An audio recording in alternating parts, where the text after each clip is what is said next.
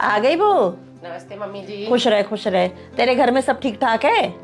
हाँ मम्मी जी, घर में सब ठीक ठाक है और मेरी मम्मी आपको बहुत याद कर रही थी। हाँ बहू, मैं भी तेरी मम्मी को बहुत याद करती हूँ। एक बात बता बहू, तेरी छोटी बहन की कहीं बात बनी? अरे नहीं मम्मी जी, प्रीति की कहीं बात नहीं बनी है। और आजकल अच्छे रिश्ते मिलते कहाँ हैं। मेरे मम्मी पापा तो थक गए हैं उसके लिए रिश्ते देखते देखते। हाँ बहू, तू सही कह रही है। अच्छे रिश्ते मिलते कहाँ हैं, तू हमें ही देख ले। अब तेरे देवर की उम्र ना 30 साल हो गई है, लेकिन उसके लिए कोई अच्छी लड़की मिल ही नहीं रही है।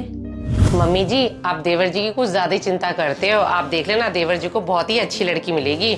और ये मेरी मम्मी ने ना आपके लिए अचार भेजा है। अरे वाह बहू, तेरे मम्मी के हाथ का अचार मुझे बहुत पसंद है। वो हर साल मेरे लिए भेजती हैं।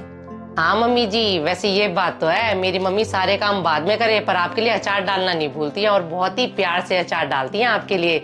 और आप भी तो सर्दियों में मेरी मम्मी के लिए अपने हाथ के बने गोंद के लड्डू जो भेजते हो। अच्छा एक बात बताऊं बहू, तेरी मम्मी ना मुझे अपनी समधन नहीं लगती है। ऐसा लगता है कि मेरी पुरानी सहेली है।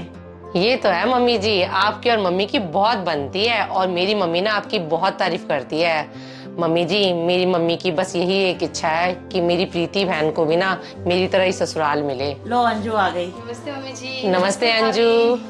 अरे अंजू बेटा, तू कहाँ रह गई थी? आने में बहुत देर लगा दी। अरे मम्मी, आपको तो पता ही है दिल्ली के ट्रैफिक का हाल। धोला कुआं पे बहुत जाम लगा हुआ था।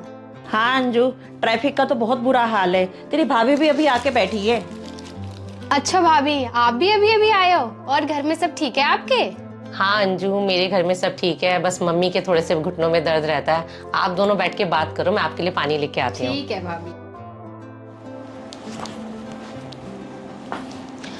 और मम्मी, आप तो अयोध्या जाने वाले थे, क्या हुआ आपका अयोध्या जाने का? हाँ बेटा, मैं शकुंतला के साथ जा रही थी। अब वो नहीं जा रही है ना, इसलिए मैं भी नहीं जा रही हूँ। अच्छा क्या मम्मी, आपने कैंसिल कर दिया? इतने दूर जाने के लिए कोई तो साथ में चाहिए। अरे भाभी, आपकी छोटी बहन की कहीं बात बनी कि नहीं बनी? अरे नहीं अंजू, प्रीति की कहीं भी बात नहीं बन पा रही है और मेरे मम्मी पापा तो अब थक चुके हैं उसके लिए रिश्ता देखते देखते। बहू, मेरे तो ये समझ में नहीं आता है, लोगों को एक लड़की में चाहिए क्या होता है। तेरी बहन इतनी सुंदर है और पढ़ी लिखी भी है, और तुम्हारा परिवार कितना अच्छा है, फिर पता नहीं क्यों तेरी बहन का कहीं रिश्ता ही नहीं होता है। अरे मम्मी, शादी जब होनी होती है तभी होती है। आप दूर कहाँ जा रहे हो, अपने घर में देख लो ना। चिंटू भाई की शादी कहाँ हो पा रही है। हाँ अंजू, तो बिल्कुल ठीक कह रही है। मेरे बेटे में कोई कमी नहीं है, अब तो बहुत अच्छा कमाता भी है। और बेटा, हमारी तो कोई डिमांड भी नहीं है, फिर भी पता नहीं क्यों हमारी चिंटू की शादी नहीं हो पा रही है। मम्मी जी, आप ज्यादा टेंशन मत लिया करो, मेरा दिल कह रहा है इस साल देवर जी की शादी जरूर हो जाएगी।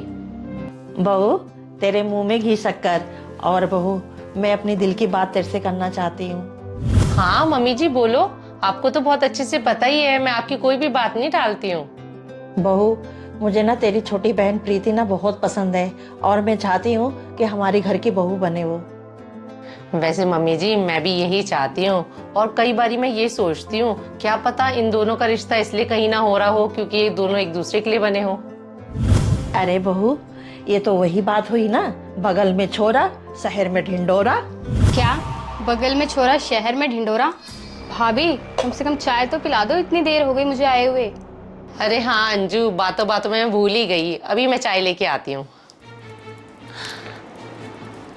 मम्मी, आपका दिमाग सिथिया गया क्या इस बुढ़ापे में? क्या कह रही थी आप भाभी को कि चिंटू की शादी अपनी छोटी बहन से करवा दें? चाय रख दी है, मम्मी जी से पूछ लेती हूँ, थोड़े पकोड़े भी बना देती हूँ। हाँ तो अंजू, मैंने इसमें गलत क्या कहा? उन लोग लड़का ढूंढ रहे हैं और हम लोग लड़की ढूंढ रहे हैं। अरे मम्मी, ढूंढने दो उन लोगों को लड़का, आप क्यों अपने पैरों पे कुल्हाड़ी मार रहे हो? अब एक बात बताओ, अभी तो भाभी के साथ आपकी अच्छी चल रही है क्योंकि भाभी अकेली है, लेकिन सोच के देखो मम्मी, आप भाभी की बहन आ गई ना इस घर में तो भाभी की ताकत बढ़ जाएगी।